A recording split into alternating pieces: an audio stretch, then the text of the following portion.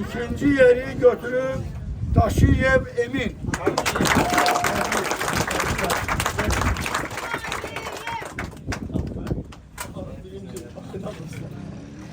Üçüncü yeri götürüp Sadıkov Əliməddin. Burada bir neçə qramıta var.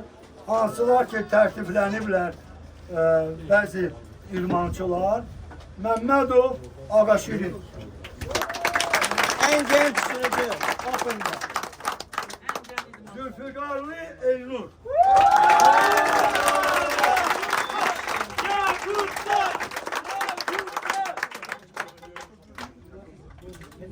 Əhmədov Vagif. Medal, bir tane medal.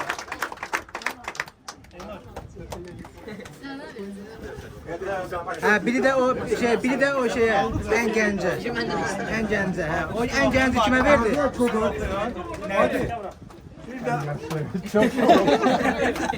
En cevap. bir de Colin Motor Bakı.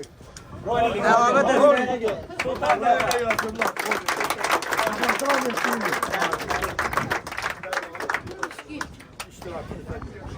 Hem şekerli iştiraki. Şimdi kaldık burada Opel meselesi. Birinciye götürüp Babayev Sabir.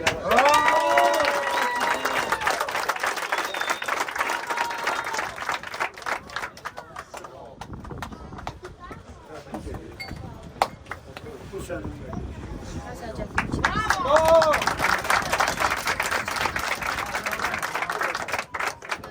İkinci yer Əhmədov Bagir.